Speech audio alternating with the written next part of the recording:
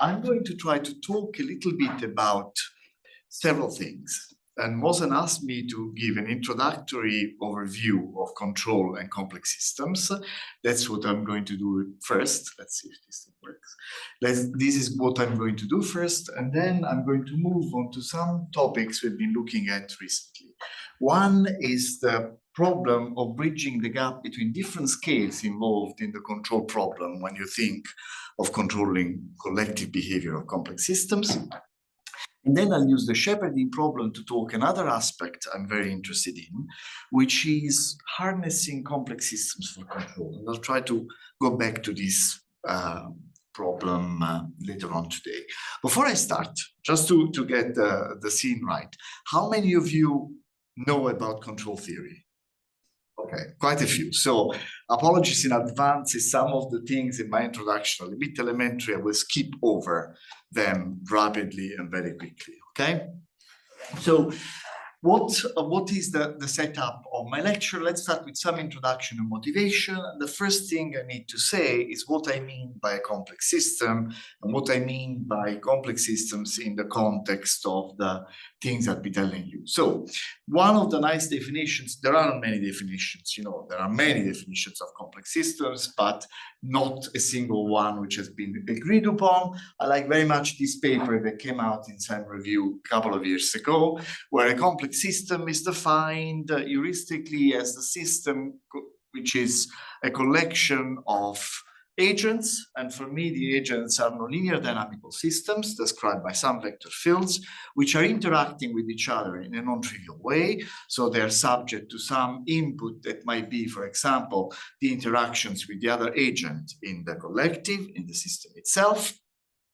This interaction can be described by some interaction or communication protocol that can take many different forms. You know, there has been a huge literature on the type of interaction. It could be distributed in the sense that the nearby agents communicate, for example, in this representative example here, they communicate to each other the mismatch between some function of their states. For example, some function of the states themselves. Aij is the adjacency matrix describing how the systems are interconnected. And in this example, I have some coupling strength, sigma, that describe the strength of the coupling between these different nodes. But this, of course, is a complicated system made of many interacting agents that are communicating with each other over a web, a graph of interconnection, which can have itself a complex structure. What is unique to complex systems is that they can exhibit collective behavior, which, in this paper, they say, cannot be explained in terms of the individual agent's behavior, or cannot be simply or trivially predicted from that. And in a sense, you can think of this as an extended nonlinear control system, where you have many nonlinear systems interacting with one another, exhibiting collective behavior, which can spontaneously emerge out of their interactions. Classical examples of the simplest type of collective behavior are consensus, synchronization, convergence towards one synchronous solution, right? Now, what happens is that in many applications, we see this type of structure, and we wish often to control the collective behavior, not only to analyze and observe it emerging, but we want to steer the collective behavior of this ensemble of nonlinear systems interacting with one another in some decided way. So the crucial research question that I'm interested in, and a lot of people at the frontier between control theory, dynamical systems, physics, and so on, have been looking at, is the question of whether we can orchestrate the collective behavior of this type of complex systems. How do we do that, and can we do that? Okay? Now, and apologies for those of you who have a control background, in order to do that, we need to bring in control theory, right? And control theory, in one word, is the science of feedback. That's how I present it usually when I talk to an interdisciplinary audience. We study feedback. What are the three key ingredients that are crucially needed to close a feedback loop in control? Three. We need to be able to sense, what the system we wish to control is doing. We need to be able to compute this information, to elaborate this information according to where we want the system to go, and we need to be able to actuate. This is something that sometimes is neglected in some physics on complex systems. We need to be able to have a set of devices that influences the behavior of the system, turning that decision made by the controller, this is the classical feedback loop, right? Made by the controller into a physical action onto the system we wish to control in order to achieve the desired behavior. Everyone? I'm sorry I'm moving around a little bit and you asked me not to move too much. So why do we want to do control? Three fundamental goals. We want to achieve stability. We want to achieve performance. So in control, transient responses are very important as well, not only what you reach at steady state, and we want to achieve robustness to perturbations, to noise, to unexpected circumstances, okay? So when you think of a complex system, the problem a lot of people have been looking at over the past 20 years or so in the area of complex networks, complex systems, etc., is to control a system which is complex.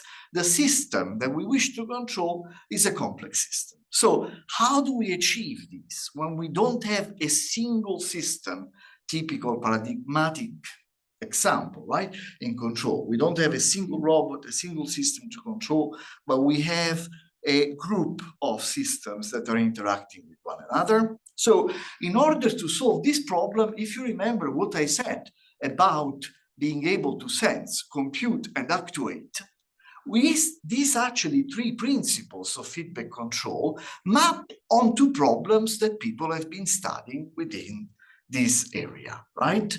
So when you don't have a single system, but you have a network of different systems or agents interacting with one another, the first problem you have is the observability problem. Remember, you want to control the collective behavior, right? So, but how do you estimate the collective behavior of this group of dynamical systems interacting with one another?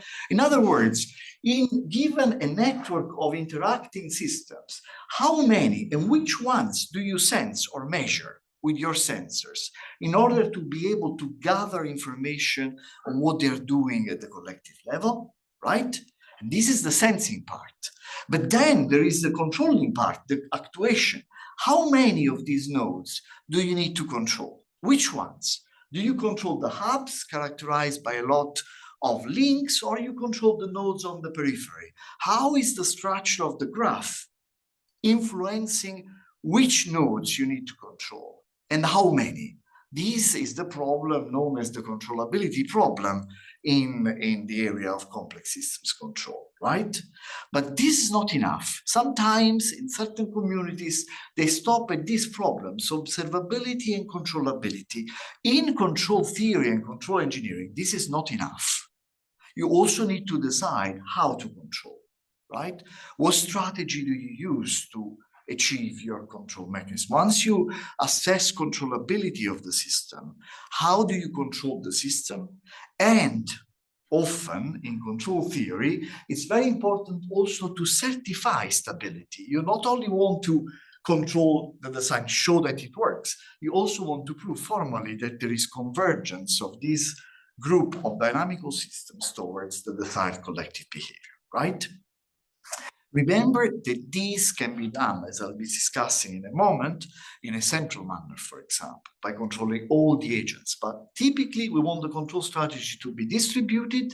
We want the computation to act, to happen in real time as a function of the sensed or estimated variable. And I'll be telling you a little bit more later of why this is a very sophisticated, intricate problem, because it involves multiple scales, right? When we look at this picture, we see the agents, but what we want to control is their collective behavior. Typically, these things do not live on the same scale, and I'll come back to this point later on today. So I won't have time to go into each one of these problems. There is a vast literature in control and physics about each one of these problems. I will just give you a very schematic sketch diagram of some of the issues with controllability to just get it started in a moment. Okay, so this is the scenario. How do we control? And now we have several options. When we think of a system like this, we can act upon the collective behavior of the ensemble by, think of this is the network equation, right? Where, just to clarify, this is the vector field describing the single agent dynamics. This is the coupling between neighboring agents that now I've put inside the summation. That means that node I and node J can negotiate and maybe change or adapt in time the strength of the mutual coupling. Lij is an element of the Laplacian matrix that describe the structure of the graph. Hxj is some function of the states. In the simplest case, think of just the nodes exchanging the entire state. Now, how can I act on this system? I can act on the agents. So I can add the control input, and I'll be talking a little bit more about this, by introducing in a leader-follower schematic some leaders, one or more, that influence some of the nodes, right? And by influencing some of the nodes, if the strength of the control, I'll come back to this, and the strength of the inter-agents coupling fulfill a set of quite intricate conditions under certain conditions on the agent dynamics, on the structure on the graph, on the coupling function, one can prove convergence of the collective behavior towards some desired solution. For example, there have been 20 years of work on achieving synchronization in these leader-follower schemes, right? Another possibility is to think of adaptive networks. So another possibility is to control the links between the nodes. This is something that in control goes back to the pioneering work of Drago Ciliac, who was working on dynamic graphs back in the 70s, right? What happens in this scenario? That the edges become dynamical systems. Dynamical systems, for example, that adapt the strength of the coupling between themselves in order to achieve a certain goal. So if I think of adaptive networks, now the network can adapt the weights on the edges, the sigma ij, according to some set of integral differential equations to achieve some goal, right? But when you think of networks, of course, the other possibility is to control the topology of the network itself. This is the result of some work we did some years ago called edge snapping, where you see a network near neighboring nodes negotiating whether to activate or not a link in order to reach some synchronous state onto a desired solution. So the diameter of these agents is a proxy for the state, which is heterogeneous changing in time. And then you can see that the network is evolving in real time in order to get all the nodes to synchronize. They're negotiating whether to form a link or not according to some criteria, okay? And here there are all sorts of problems. For example, how do you prove stability of or convergence of this type of scenario? There is something that is becoming very popular now that we used for this quite a few years ago called contraction theory, which is an incremental stability criteria that one could use to prove convergence in this type of synchronization problems. Of course, you can use a combination of these, right? You can use not only intervene on the agents, but you can also have the edges adapting, you can also have the structure evolving, taking the control problem to a scale which is quite unheard of, because when you think of controlling the network, you can see that the number of possible moves becomes combinatorial. It's very difficult to do that. But if you think of, and we'll come back to this, of social networks algorithms suggesting new links, new friends for you to add, what they're doing, they're manipulating the structure of your interconnections, right? To solve or optimize certain metrics. Okay, so let me go a little bit, I want to touch upon, in a very schematic, simple way, this issue of controllability. So I'm going to talk a little bit more in depth onto the problem of controlling the agents, just to set the scene. So what is the problem in that case? Remember, we are trying to control the agents in order to achieve some desired collective behavior. Now, one possible way of doing that, if you want to control the agents onto some desired evolution, is to control all the agents in the network. Okay? So to try to steer the dynamics of every agent in a desired manner, so that via a centralized control, you basically estimate what they're doing, you know what you want them to do, you push them, and you get everybody to do the right thing. This is an expensive, sometimes cumbersome, and unfeasible things in large complex networks, which we know suffers a lot from robustness problems, right? If there is some agents are falling apart, there is not fault tolerance in all sorts of different ways. And so it creates problems because it's not the right way. So what people have been doing, and again, I'm doing this very simplistic, and then we go to some more advanced topics, this is work done in the past 20 years or so to look at other strategies, for example, to look at nature solution, where, think of the heart tissue here, or the other example of honeybees relocation, that is a big problem. You have this swarm of individuals who have to move from one location to a new location, right? Or you have the heart cells who have to synchronize rapidly onto some desired beating tempo decided by the brain. Clearly, in nature, not all the nodes in these complex systems are being controlled. But control is achieved by exerting the control action only onto a small fraction of the agents, using the fact that the agents are part of a tightly interconnected community for the control information to spread across the network. Everyone? And there are a lot of implications of this. The idea is very much related to leader-follower control, but it became very, very popular, this idea that the local control action exerted onto some nodes can propagate to the rest of the network, with some work proposed by Wang and Chen in 2002. Ron Chen is professor of control now at Hong Kong, previously at Houston. And in the very famous paper of theirs, they introduced the idea of pinning control of complex networks. You might have heard about this. Pinning control, from a control viewpoint, is a leader-follower type of strategy, where the problem is that the nodes are highly nonlinear, the interconnections can be nonlinear, the network structure can be complex, and then there are some crucial problems that you need to solve in order for this to work, right? And I want just to make you aware of this problem. I won't go into details.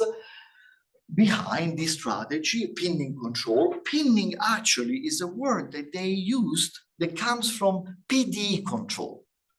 There is a paper in 1998 of Grigoriev and other authors, where what they did to control PDs, they proposed to do finite differences and then to pin some of the finite difference nodes in order to control the PDE. But of course, in that context, this idea has been used, but it's you have regular lattices, etc. What is the difference here? That the network structure can be anything. Can be scale-free, can be random graphs, can be small word networks, can have all the complexity you want. So it interacts with the dynamics of the nodes. Okay, so the idea is very simple. I'll show you via schematic. Suppose you have a network of interacting nodes and you want to control them. So they are all gray, you want to take them to the red state. Your problem is that you're controlling only a small fraction of the nodes, and given some structural properties, this information can propagate, and you basically slowly, sorry, this is an animation that is basically saying that slowly you are controlling to red this node here, and if things work properly, under the right condition, this information propagates to the rest of the network. And so eventually everybody will turn red. So I'm going back to their original application, steering the synchronization behavior of a network from the natural manifold where the network will evolve to some desired specific solution. Okay? Now, In terms of the mathematical problem behind this, which I'm only touching upon, you have your open loop network, okay, made of n interacting agents. Here I'm assuming that they're identical. For example, a lot of work has been done in trying to synchronize chaotic systems. F is a chaotic system, identical to the neighbors. They will never synchronize because there is sensitive dependence upon initial conditions. So they locally exponentially diverge from each other. They are interconnected by strength of the coupling sigma over a network described by this Laplacian. The moment I want to control their behavior, what do? I introduce that leader or pinner node, right? I bring it in. And the moment I do that, I partition the network in two clusters. The community of nodes, which is the M nodes, which are actually controlled by the leader node. So they receive information that they use to steer, the leader node is trying to steer their dynamics, and the community of nodes down here, which are not directly interested by the control, but they are connected with the rest. Okay, now let's take the simplest type of control strategy that this node can use to steer these nodes.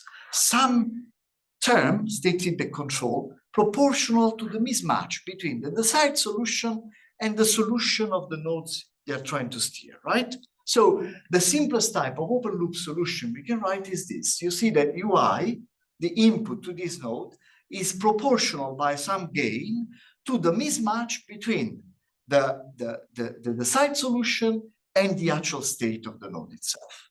So you can see now that the network equation becomes this one, where some nodes are being controlled, delta I equals to 1, and some nodes are not controlled. Now there are two issues here.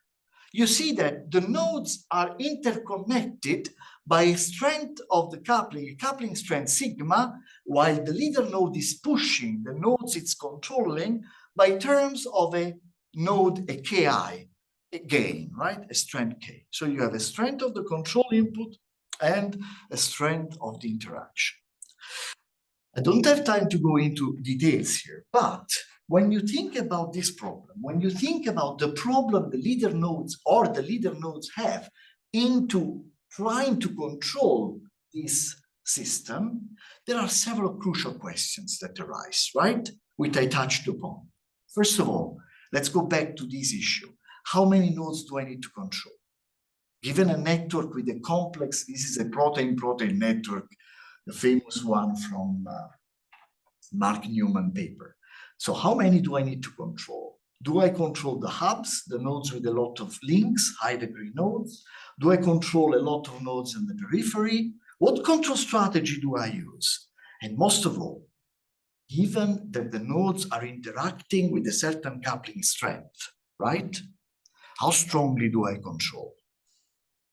And if you use so this is a picture I use to tell my students in the fifth year control class why this is relevant. This is a very relevant problem in social networks, right? If you have a social network where you have hubs, influencers, and you have a lot of people with relatively few friends, and you want to steer their opinion. I had Berlusconi here up to a few years ago. Now I swapped to Trump. So you want to invest money to influence the opinion level, the opinion of these people. Who do you control? Part in the middle with a lot of connections, or you trying to control the nodes on the periphery? And there are examples. Think of the Obama campaign in 2008.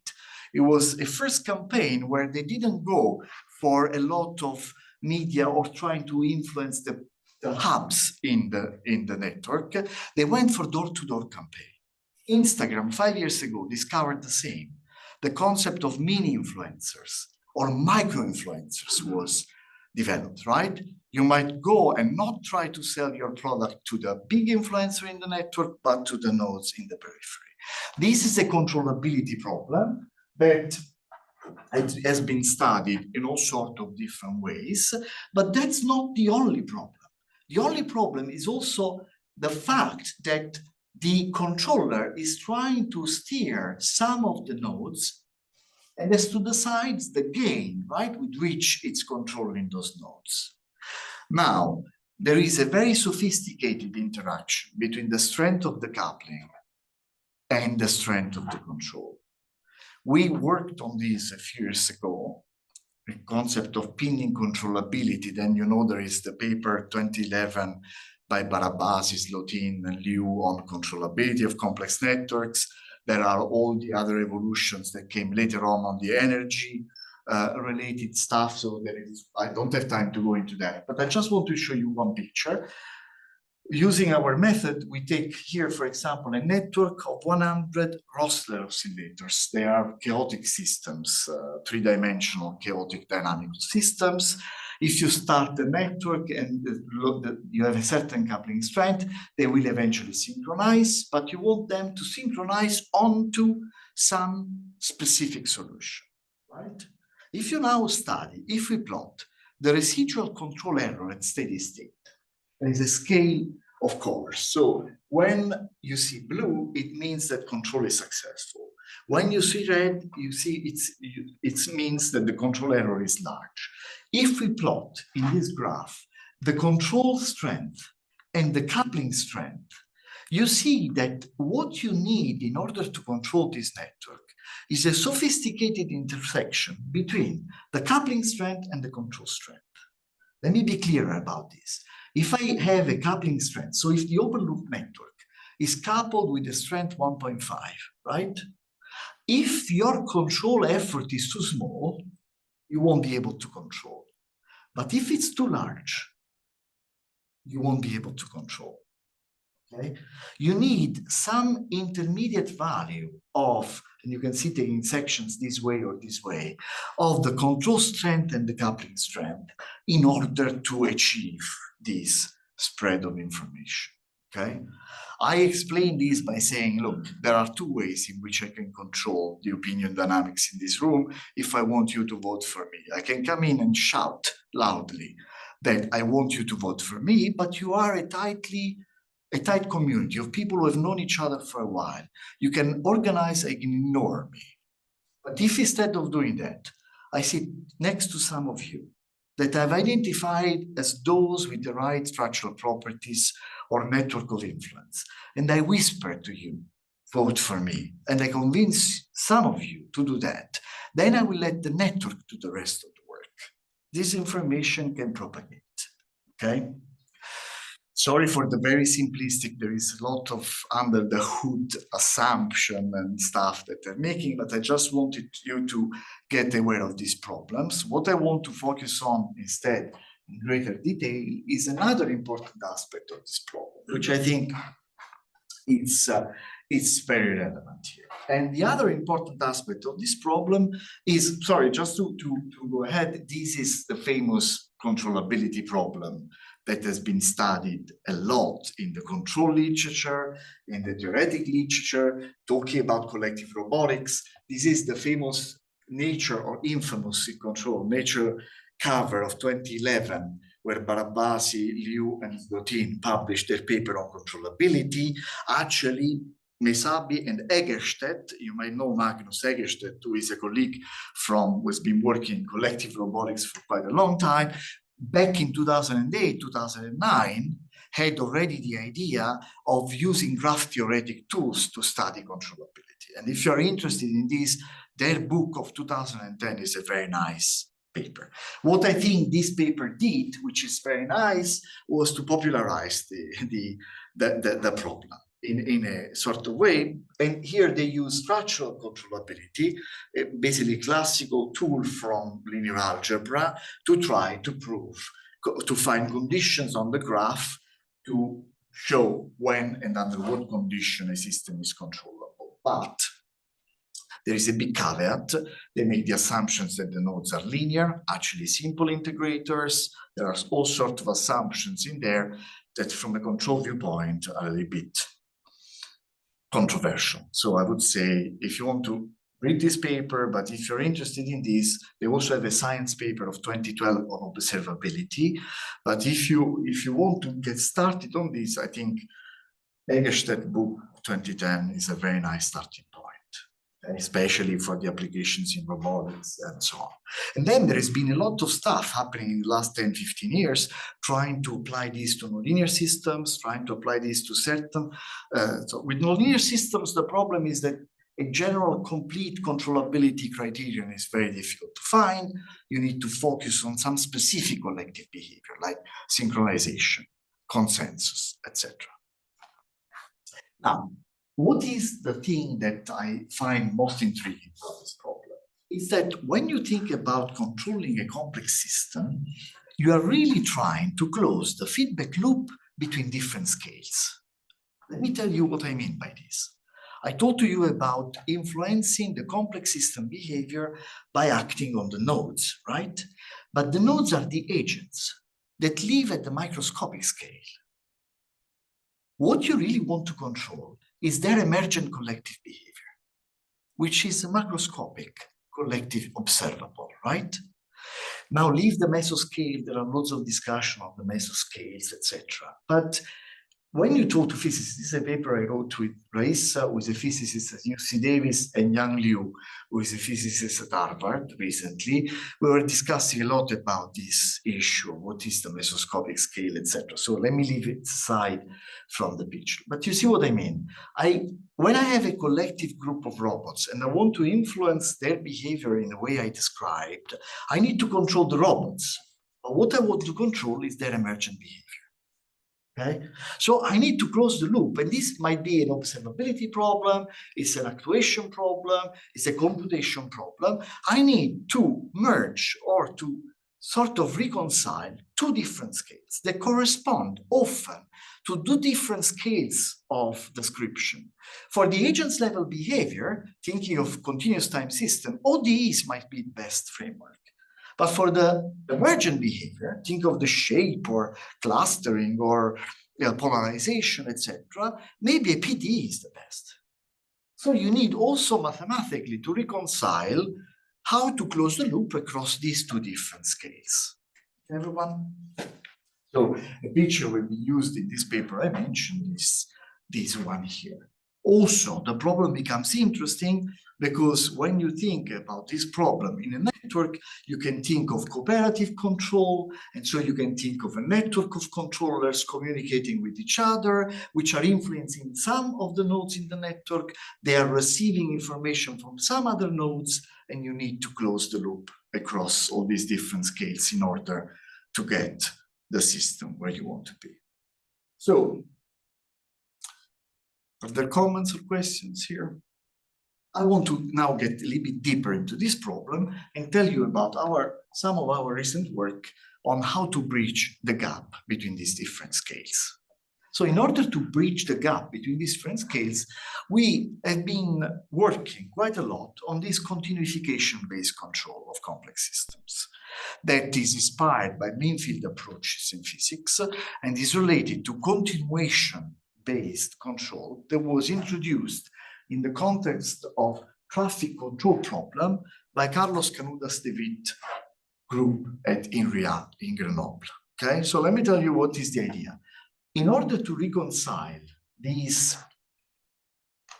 different scales, right, what we can do is the following. You can start with your agent-based description of the system, the complex system you wish to control. You can continuify it if you have an homogenization method into a PD describing the collective behavior.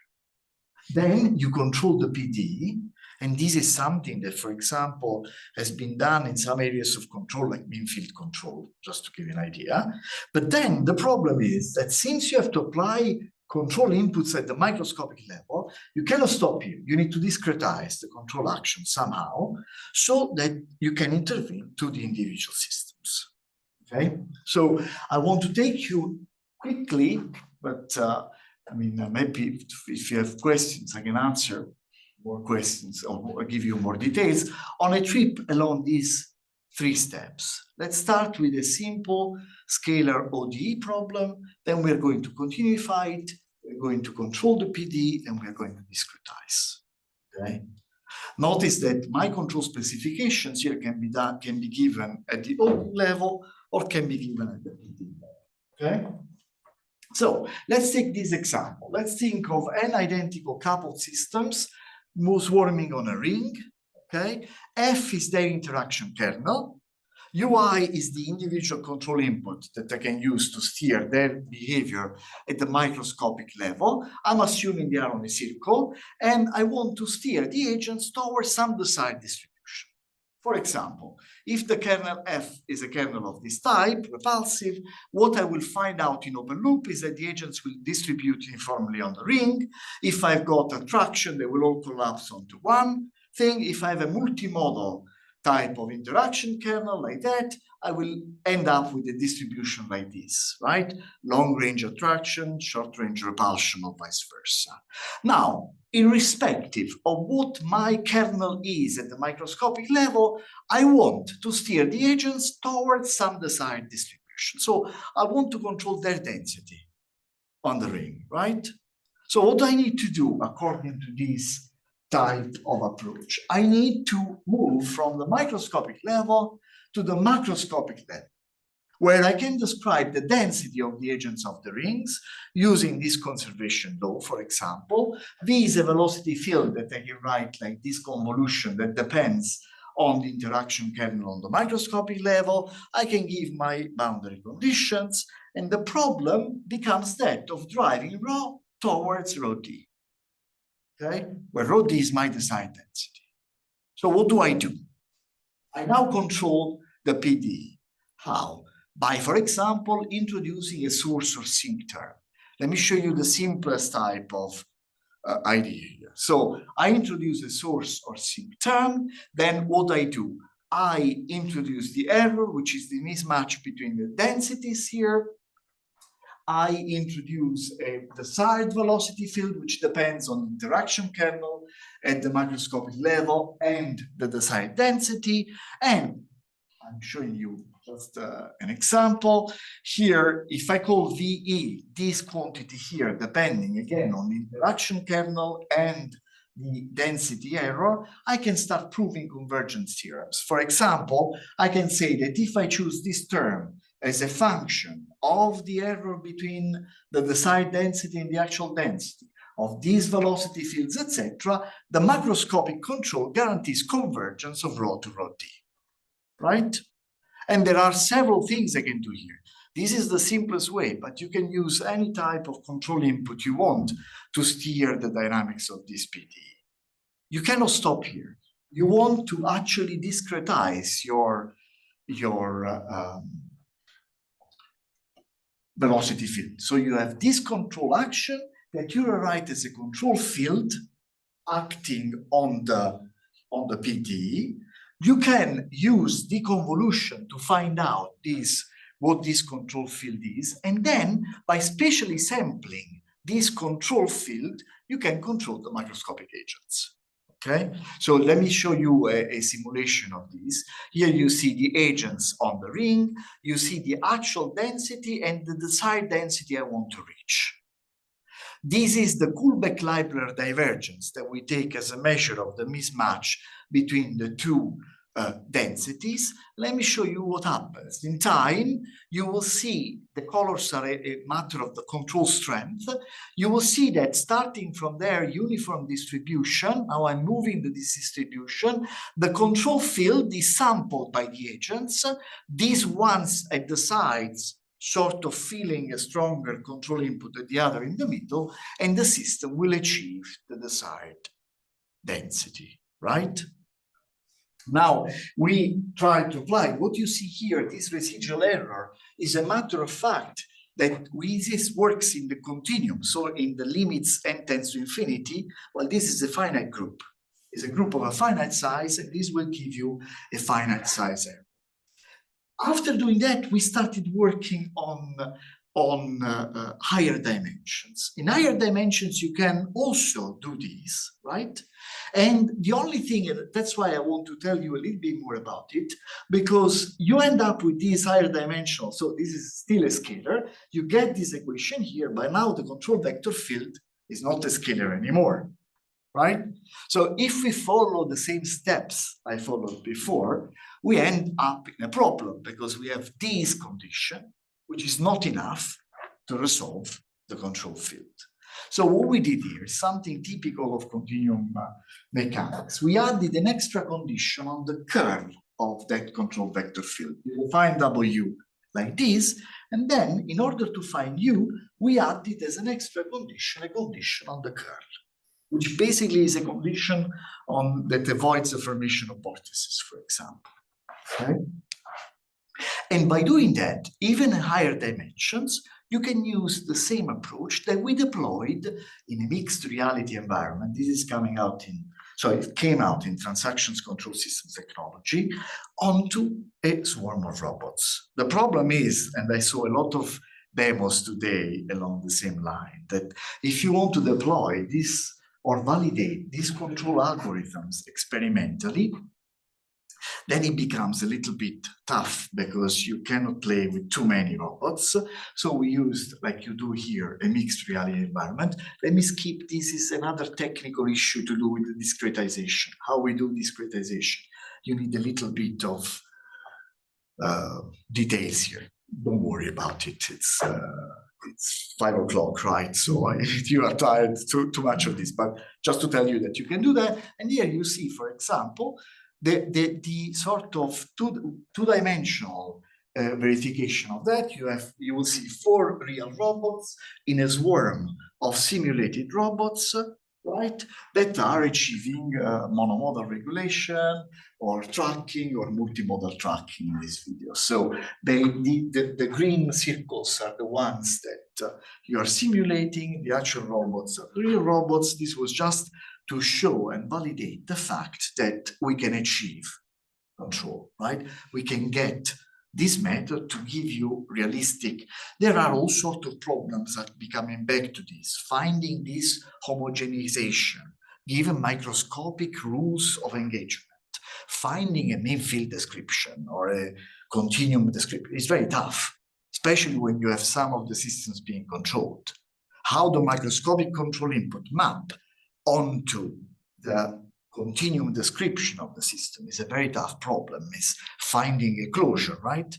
But there is hope from methods that people are developing of these physics-informed strategies, using neural networks, using some type of learning-based algorithm to find out this. So this is one line of research. But I want to spend last 20 minutes, yeah. And I'll get you to relax a second. So I'll show you what I want on another problem I'm very keen on. So what I showed you so far are methods to control the complex system. You give me a complex system, I need to control it. I need to control its collective behavior by acting, we said, on the agents, by acting on the edges, by acting on the structure of the interconnection. And this is a problem. I'm offering my own perspective of the problem. There are many, many, many results that go back to distributed control. They go back to the control of power grids. I mean, the applications are numerous of this type of problems. But I want to focus now in the last 20 minutes on another problem that is relevant to many of you here working on shepherding, which is the other side of the medal. Rather than controlling a complex system, can we harness complex systems to solve distributed control tasks? In other words, going back to my feedback loop, so far we've been looking at the case where the complex system is the system we want to control, right? What if we use the complex system as a controller? Can we engineer, in other words, the collective behavior of a complex system in order for that to solve a distributed control task? Right? And that's how, together with Andrea sitting there, one of my students in Naples, we encountered shepherding, right? We started looking at shepherding behavior. Many of you are working on this, so maybe I don't have to go too much into details, but you know about shepherding. In shepherding, you have a group of agents, the herders, that are trying to steer the collective dynamics of another group of agents that we call the targets. This is a problem that sometimes in control, Warren Nixon, for example, uses the term calls indirect control. To me, this is a fantastic example of the fact that you have maybe a large number of herders that need to coordinate their behavior to control another group of systems. So we have a complex system of herders interacting possibly with one another, who have to control, to behave collectively in such a way as to steer the behavior of the other group of systems. Now, this is all sort of relevance in applications, from biological systems to swarm robotics, search and rescue applications, etc. So it's also interesting from that viewpoint. And we've been focusing a lot on the planar herding problem, right? So in the planar herding problem, you have a plane, you have a group of herders, here they are the blue diamonds, they need to self-organize, that's a problem we've been looking at, in order to corral and contain the purple agents, the targets, within the blue region. Okay? So as I said, this is not the pinning control I showed you earlier, where the problem is to control some of the nodes or the edges, but rather is an indirect control where the herders need to organize in order to control the agents, and they need to be able to observe their behavior collectively and to steer their behavior collectively. So let's have a look at the current solution. I don't have much time, so just a brief overview. There are all sorts of different papers in the literature. The shepherding control problem has been treated in robotics quite a lot. In many of these papers, they look at one herder and one target, one herder and multiple targets. For example, Lisitra uses backstepping algorithms to try to prove convergence. Okay, here we are looking really at the case of multiple herders, multiple targets. That's the scenario. When you have multiple herders and multiple targets, the herders must steer their behavior in order to corral these herders, the targets, towards the region. And somehow they need to cooperate, right? So they individually drive the targets in the goal region, but they also need to cooperate in order to select different targets, right? And this is an aspect of the problem that I'll come back in a while, because it's very essential. Also, the herders, this is a very important rift in the existing literature. The herders can either possess global information on where everybody else is, or more realistically, only local information. Think of search and rescue applications. One of my projects is about that. In that case, you might have fires, you might have obstacles, etc. So you might not possess infinite sensing. You only have limited sensing, okay? That's one thing I'll come back. The targets. Targets have their own dynamics. They can be fish schooling, they can be sheep, they can be crowds, etc. And most of the literature, this is a picture will be used later, most of the literature assumes that the targets, of course, are influenced by the presence of an herder. If an herder is in an area close enough to the target, then the target feels a force that pushes the herder, pushes the target towards the direction opposite to the herder itself, okay? So the motion of the targets is influenced by the presence of herders in nearby regions. This is one important thing. I will assume that they are repelled, but other possibilities are possible. One very important, we discussed this earlier on today, one very important assumption made in the literature is typically that the targets on their own exhibit cohesive behavior, right? That somehow you assume that the targets flock or come together. Under this hypothesis, the problem becomes simpler, right? Because if the herders move or aim at pushing the center of mass, then because of this cohesiveness between the targets, things will move around. But so this is an assumption that has been made, but can be unrealistic under certain circumstances. So we try to remove that assumption, okay? Now, for the sake of time, I will just quickly tell you about some of the existing solutions to this problem. assuming cohesiveness of the targets, right? There are several solutions in the literature. Some are heuristic, some are based on control theoretic approaches. Many only consider the case of one herder, one target, or in the case of multiple targets, they have heuristic approaches to decide which targets to push. Okay? In mathematics, there has been a large set of results, mostly by Zua and his co-workers, on describing this problem in an optimal control theoretic. So what they do, they try to describe this problem, they call it driving by repulsion model. They try, again, they assume the targets are cohesive, and the herder's problem is written as an optimization problem, a dynamic constrained optimization problem. Once they write the problem, they only want to prove, and this is fine in mathematics, the existence and well-posedness of a solution of that problem, right? So a nice thing is that, in their example, once they have the solution, they try to find the solution offline, which for us is open loop control, right? It's not robust to perturbation, it's not scalable. In fact, in their paper, they have a very nice quotation that if you don't have cohesiveness, etc., it becomes very difficult to solve the problem. That's the sentence I took from their papers. It says they call the targets evaders. If they're separated and hard to flock together initially, the strategy doesn't work because you need real-time feedback control to try to push them together. Then there has been work on bioinspired work, for example, Egerstedt work. And I want to mention it because it's relevant to some of the things I discussed with you today.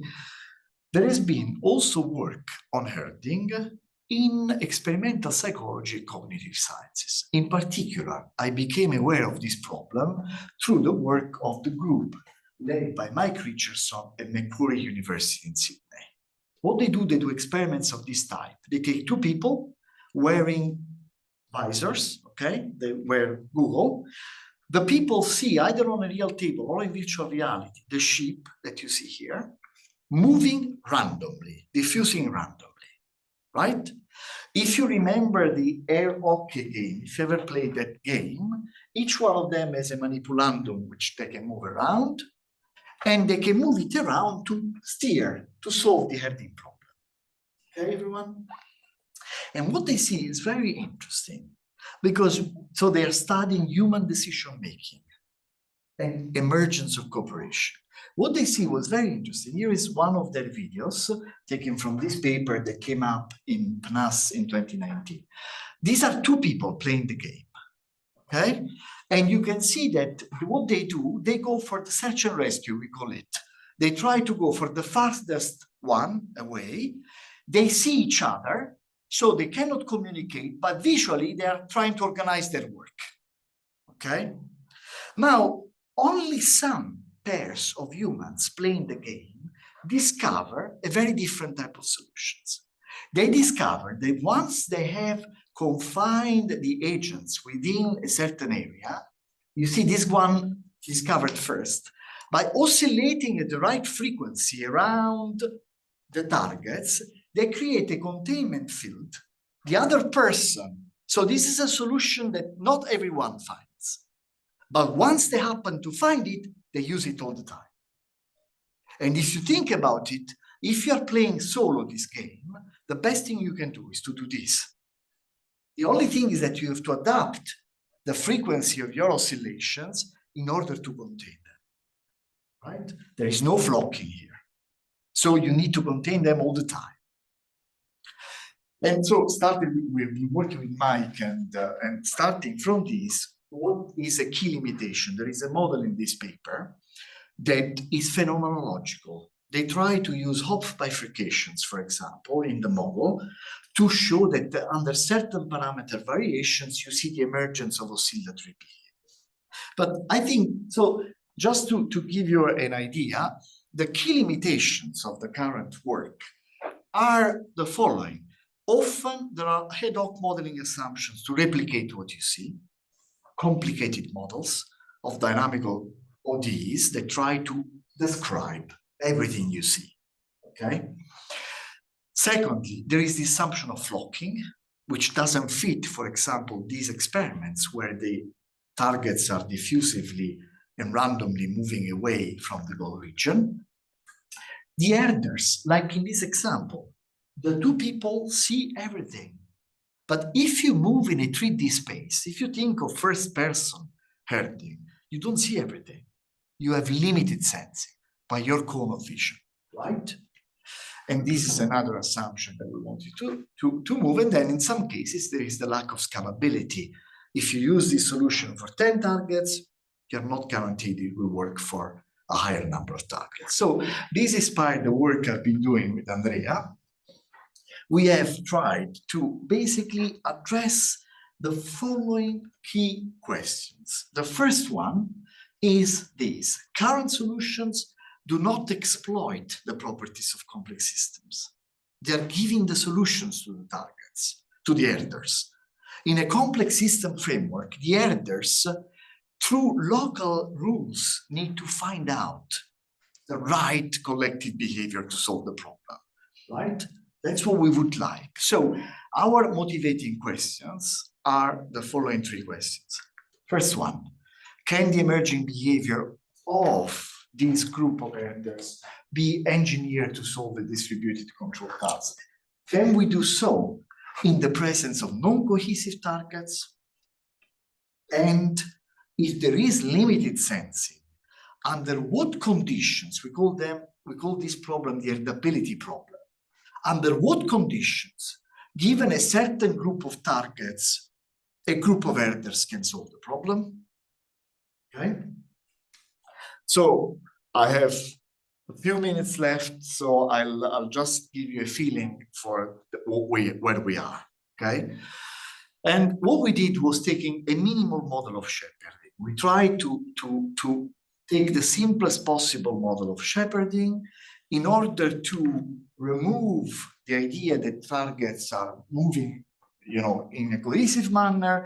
We take, this is the target motion, which is basically driven by noise, and they are diffusing away. If you leave them to go by themselves, they will be diffusing away. When an herder comes close to a target, okay, the target will feel a repulsive force that in our case is an harmonic force, just linear, and it decays at the distance lambda. Basically, it's a short, well, it depends on the parameter lambda, how far away you feel this force, that the target will feel the force exerted by the herder. So the herders can push the targets by placing themselves behind the target. They push them in the opposite direction, okay? That's what they do. Now, what we want is for the herders, if there are multiple herders, to push the targets within the goal region. So the next thing is to define the herders dynamics. And again, we went for the simplest type of herders dynamics possible. It's this equation here. Let me explain to you what it means. So herders, in the absence of any target within their sensing region, remember now there is a sensing region surrounding them.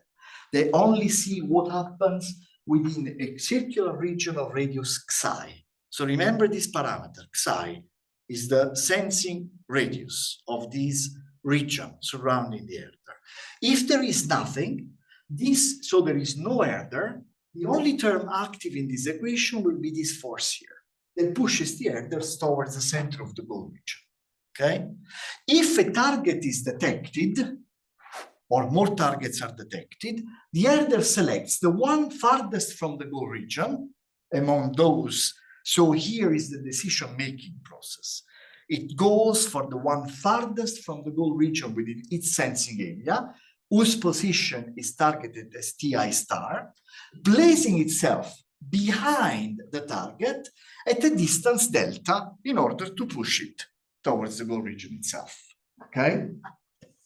So it's a very, very simple type of decision-making process. We call it the target selection. The herders select the targets to be driven towards the goal region according to this simple rule, okay? Of course, we haven't added it here, but you can also add reciprocal collision avoidance terms, etc. in our later models we have done. So, as I said, targets chosen, the herder chooses the target farthest from the goal region and pushes it in. If two herders see the same target, right, they go for the one, they follow this rule. So they go for the one that is closest to them and farthest from the goal region. Okay, so there is a minimal cooperation, if you want. They just go for the one that is closest to them. Again, is a very simple, straightforward rule. Now, you get everything together, and I will show you that this can work. Okay, here we have the fraction of targets that are being captured in the goal region. You see the herders moving around. The pink areas are their sensing radius. They succeed in capturing 100% of the targets. But notice, that's the reason for this picture, that there are a lot of parameters in this problem. The sensing radius, the radius where the herders feels the lambda. So we asked ourselves, under what condition the herding problem is successful? If I give you 100 targets, for example, will a certain number of herders be able to solve the problem? And the answer that this is very dependent on the parameters in the problem. Here on the left, you see the successful case I showed you earlier, variations of the sensing region, for example, of the parameters, and you don't succeed. Only some are left out. So we went and investigated the herdability of this group of targets. And we found, let me show you the example. So we were looking for the minimum number of herders necessary to herd M targets. Now, if you have infinite sensing, the herdability chart we found is this. Basically, here you have the square root of the targets, you have the number of herders. Here we are successful in herding 100% of the targets, the darker red. Here we are unsuccessful. And what you see that the boundary between success and not being successful shepherding, has a quadratic scale.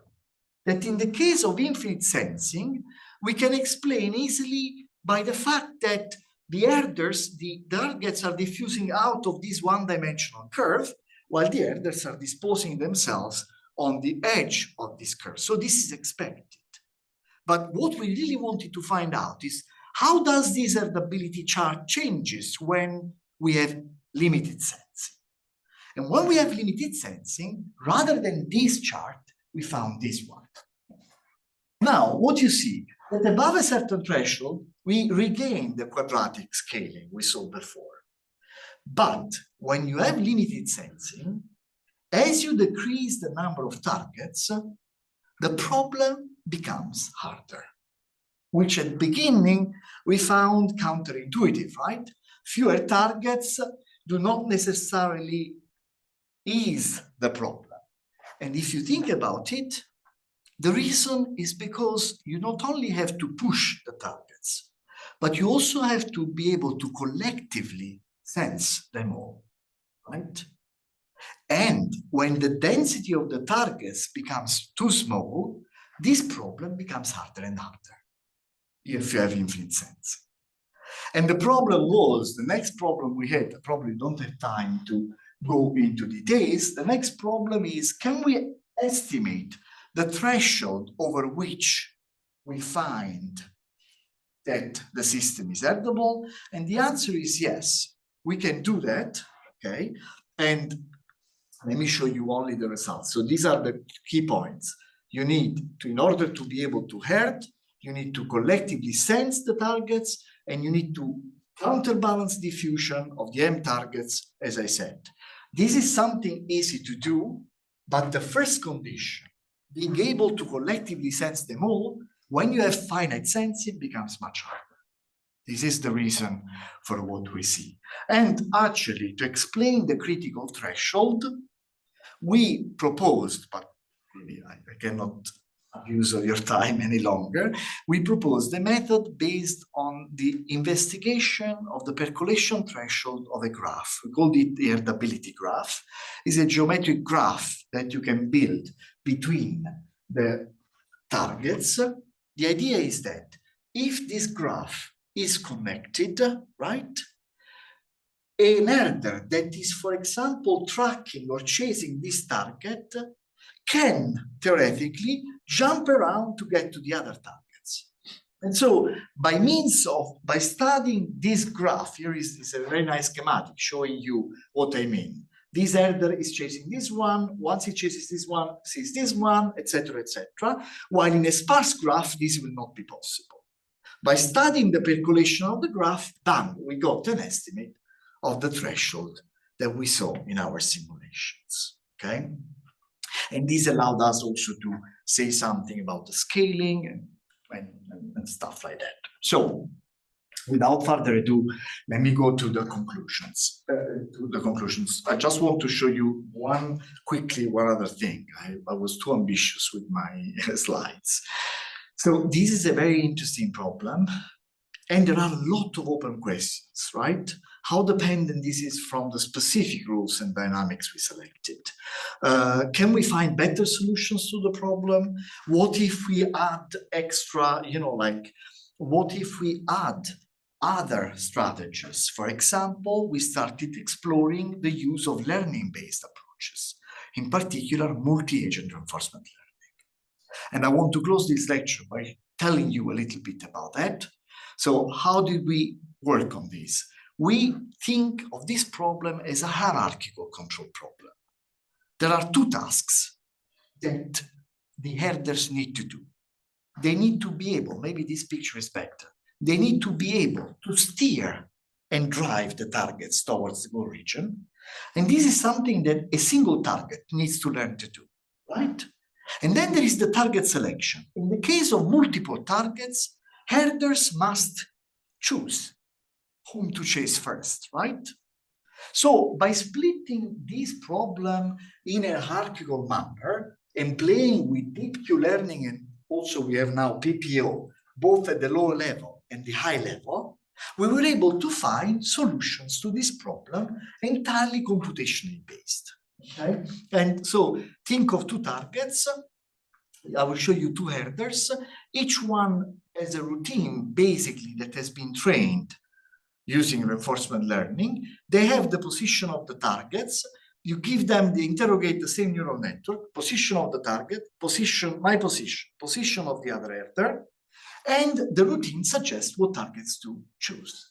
And you can see this is an example of two herders and 5 targets that they succeed, right?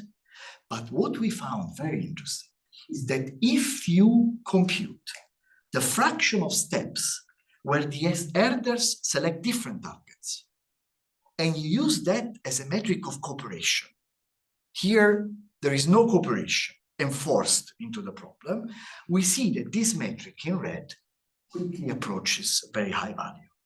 It means that somehow these two herders are learning to cooperate, right, in order to solve the problem. Now we are playing also, we extended this to multiple targets, multiple herders by using this idea that they only sense the 5 closest agents to them, because the problem with learning is that if you learn to do the task 2 herders and 5 targets, it's very difficult to scale it up. So we use this, and we're playing with limited sensing, or with taking the herders and not only bringing them to a certain region, but also to rescue them, to move them along some safe path. Okay, so the problem has all sorts of different, I think you will see that this starts moving, and they try to take the targets. We are just at the beginning of this. And we are writing up with Andrea and Italo, the other student working on this, a first paper on this stuff. I had some more stuff, but because we did this also by using the first approach. So you can use continuification to solve the problem in a leader for way. But let's go to my conclusions. So I hope I convinced you of two fundamental take-home messages. Message one, controlling the collective behavior of a complex system is a multi-scale problem, because we want to control, by acting on the agents, the emergent collective behavior. We want to steer the collective behavior of these systems. And so in order to close the loop, we need to reconcile the two scales. One thing that we find very promising is this idea of continuification based. You know, homogenization has been used in physics for ages, and we might be able to do that. This has all sorts of different problems, okay? We now are working on leader follower, so shepherding solutions based on continuification. The problems are that finding closures of microscopic systems is very difficult, particularly when control is involved. When you discretize, you have a control field, so you are controlling all the agents. This goes against the idea that you only want to control some of the agents.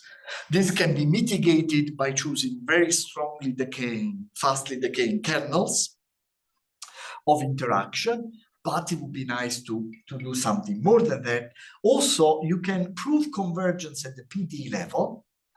But what about convergence? What kind of guarantees of convergence can you give when you go back to the continuum level? Remember that residual errors. There are some ideas that one can use to solve these problems, but we're just at the beginning of this. The other take-home message is that I hope I convinced you through the shepherding that complex systems can be used to solve distributed control tasks. Shepherding is a very nice example of indirect control of a complex system. And I find it a very interesting example because there is this issue of trying to control the tasks together.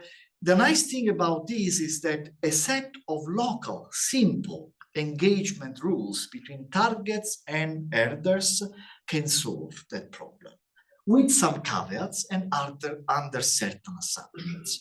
In particular, we have removed in our work two fundamental assumptions often made in the literature. Remember, herder sensing, in our case, is finite, and the targets are not cohesive. This makes the problem much harder to solve with other solutions that have been proposed in the literature.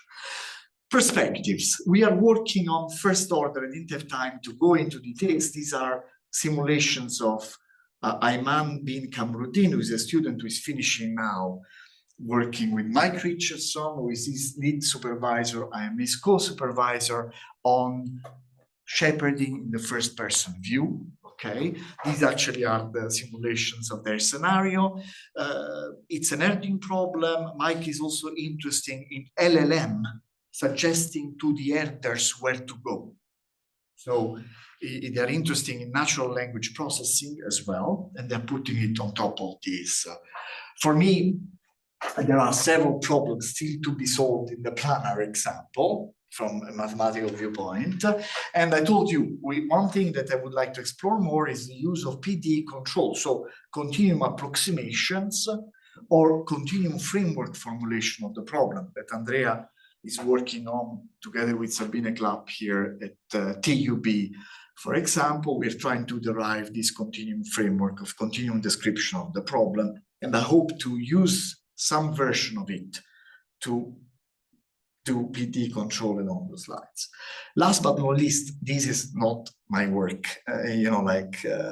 it's the work of many people, and I should mention Giancarlo Maffettone is finishing his PhD on continuification-based control. Andrea, that hopefully will give me a better picture than this, but he's here, who has been doing all the work with herding and herdability I told to you.